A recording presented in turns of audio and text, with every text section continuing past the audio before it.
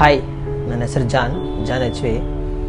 ನಾನು BFAನ ತುಮಕೂರಿನ ರವೀಂದ್ರ ಕಲಾನಿಕೇತನ್ ಕಾಲೇಜಿನಲ್ಲಿ ಮಾಡಿದೆ. ಮತ್ತು ಮಾಸ್ಟರ್ಸ್ ಬಂದುಬಿಟ್ಟು ಬೆಂಗಳೂರು ಯೂನಿವರ್ಸಿಟಿಯಲ್ಲಿ ಮಾಡಿದ್ದು. ಫಸ್ಟ್ ಅದಕ್ಕಿಂತ ಮುಂಚೆ JJ ಕಾಲೇಜ್ಗೆ ಅಪ್ಲಿಕೇಶನ್ ಹಾಕಿದ್ದೆ. ಅಲ್ಲಿ ಸೀಟು ಸಿಕ್ಕಿತ್ತು, ಮೆರಿಟ್ ಸೀಟಲ್ಲಿ ಫಸ್ಟ್ ಪ್ಲೇಸ್ ನನಗೆ ಸಿಕ್ಕಿತ್ತು ಔಟ್ ಆಫ್ ಸ್ಟೇಟಲ್ಲಿ. ಬಟ್ ಆದರೆ ಕೆಲವು ಕಾರಣಗಳಿಂದ ನಾನು ಹೋಗೋಕ್ಕಾಗಲಿಲ್ಲ.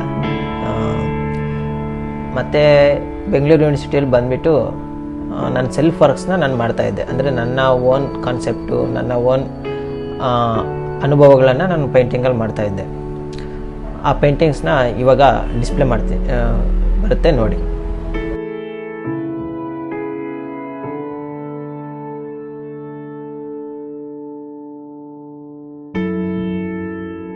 ಈ ಪೇಂಟಿಂಗ್ಸ್ನೆಲ್ಲ ನಾನು ಮಾಸ್ಟರ್ಸಲ್ಲಿ ಫಸ್ಟ್ ಇಯರಲ್ಲಿ ಮಾಡಿದ್ದು.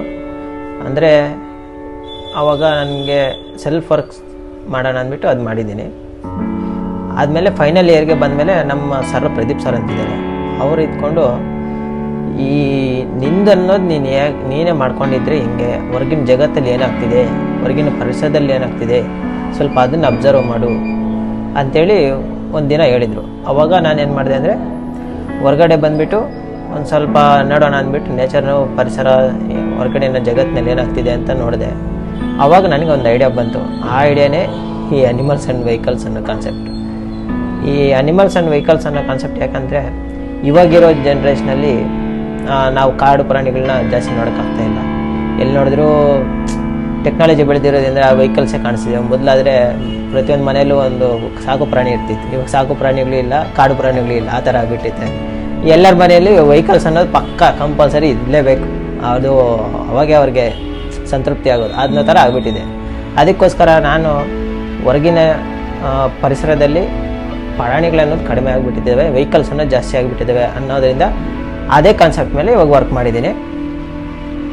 ಆ ಕಾನ್ಸೆಪ್ಟ್ ಮೇಲೆ ವರ್ಕ್ ಮಾಡಿದ್ಮೇಲೆ ಅದು ಆಸ್ಪದ ಆರ್ಟ್ಸ್ ಅವ್ರಿಗೆ ಒಂದು ಸ್ವಲ್ಪ ಗೊತ್ತಾಗ್ಬಿಟ್ಟು ನನಗೆ ಅಲ್ಲಿ ಒಂದು ವಾರ ವರ್ಕ್ ಮಾಡೋದಕ್ಕೋಸ್ಕರ ಅವಕಾಶ ಕೊಟ್ಟಿದ್ರು. Thank you so much Yugashree ma'am.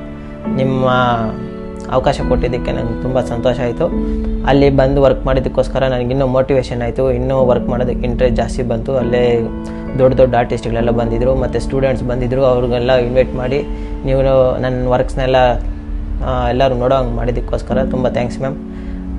ಅಲ್ಲಿ ಬಂದಿರೋ ಆರ್ಟಿಸ್ಟ್ಗಳೆಲ್ಲ ವರ್ಕ್ನ ನೋಡಿಬಿಟ್ಟು ಒಂದು ಸ್ವಲ್ಪ ಮೋಟಿವೇಶನ್ ಕೊಟ್ಬಿಟ್ಟು ವರ್ಕ್ ಮಾಡೋದಕ್ಕೆ ಇನ್ನೂ ಸ್ವಲ್ಪ ಎನರ್ಜಿ ಬೂಸ್ಟ್ ಕೊಟ್ಟು ಕಳಿಸಿದ್ದಾರೆ. ಥ್ಯಾಂಕ್ ಯು ಸೋ ಮಚ್ ಎಲ್ಲರಿಗೂ. ಅಲ್ಲಿ ಆಸ್ಪದ ಆರ್ಟ್ಸಲ್ಲಿ ಒಂದು ವಾರ ವರ್ಕ್ ಮಾಡಿದ್ದೆ. ಒಂದು ಸ್ವಲ್ಪ ವಾಟರ್ ಕಲರಲ್ಲಿ ಮಾಡಿದ್ದೀನಿ ಅಲ್ಲಿ, ಯಾಕಂದರೆ ಜಾಸ್ತಿ ಟೈಮ್ ಇರಲಿಲ್ಲ. ನಾನು ಮೊದಲಿಂದ ಅಕ್ರೈಲಿಕಲ್ಲಿ ಜಾಸ್ತಿ ಪೇಂಟಿಂಗ್ಸ್ನ ಮಾಡೋದು. ಅಕ್ರೈಲಿಕ್ ಆ್ಯಂಡ್ ರಿಯಲಿಸ್ಟಿಕ್ ವರ್ಕ್ ಮತ್ತು ಸರ್ರಿಯಲಿಸಮ್ ವರ್ಕು, ಇದನ್ನು ನಾನು ಮಾಡ್ತಾ ಇರೋದು. ಸರ್ರಿಯಲಿಸಮ್ ಅಂದರೆ ಡಾಲಿ, ಮ್ಯಾಗ್ರೆಟಿ ಇವ್ರ ವರ್ಕ್ಸ್ನ ನೋಡಿಬಿಟ್ಟು ಸರ್ರಿಯಲಿಸಮ್ ವರ್ಕ್ನ ಅವರು ಇನ್ಸ್ಪೈರ್ ಆಗಿಬಿಟ್ಟು ಅವ್ರ ವರ್ಕ್ಸ್ನ ನೋಡಿಬಿಟ್ಟು ಇನ್ಸ್ಪೈರ್ ಆಗಿಬಿಟ್ಟು ಇವಾಗ ವರ್ಕ್ ಮಾಡ್ತಾಯಿದ್ದೀನಿ. ನನ್ನ ಪೇಂಟಿಂಗ್ಸ್ನ ಇವಾಗ ನಿಮಗೆ ತೋರಿಸ್ತೀನಿ ನೋಡಿ. ಇದು ಆಸ್ಪದ ಆರ್ಟ್ಸಲ್ಲಿ ಮಾಡಿರೋವಂಥ ವರ್ಕು ಅನಿಮಲ್ಸ್ ಆ್ಯಂಡ್ ವೆಹಿಕಲ್ಸ್ ಅನ್ನೋ ಕಾನ್ಸೆಪ್ಟ್ ಮೇಲೆ ಮಾಡಿರೋದು. JCB ಮತ್ತು ಎಲಿಫೆಂಟ್ ಇವೆರಡನ್ನೂ ನಾನು ಒಂದು ಕೊಲಾಬ್ರೇಟ್ ಮಾಡಿ ಈ ಥರ ಒಂದು ವರ್ಕ್ ಮಾಡಿದ್ದೀನಿ.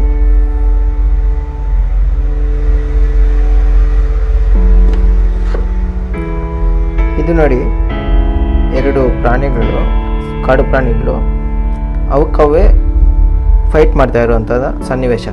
ಅಂದರೆ ಈಗಿನ ಕಾಲದಲ್ಲಿ ಮಹೀಂದ್ರ ಥಾರ್ ಮತ್ತು ಜೀಪ್ ವ್ಯಾಂಗ್ಲರ್ ಅನ್ನೋ ಎರಡು ವೆಹಿಕಲ್ಸ್ನ ಈ ಸಿಂಹ ಮತ್ತು ಹುಲಿಗೆ ಹೋಲಿಸ್ಕೊಂಡು ಈ ವರ್ಕ್ನ ಮಾಡಿದ್ದೀನಿ. ಇದು ನೋಡಿ ಜಿರಾಫೆ,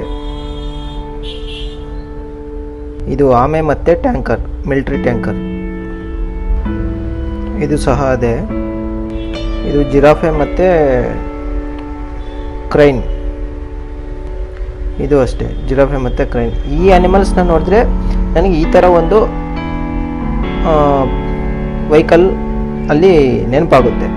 ಅದಕ್ಕೋಸ್ಕರ ನಾನು ಆ ಅನಿಮಲ್ಸು ಮತ್ತು ವೆಹಿಕಲ್ನ ಕೊಲಾಬ್ರೇಟ್ ಮಾಡಿ ಈ ಥರ ವರ್ಕ್ ಮಾಡಿದ್ದೀನಿ. Thank you so much.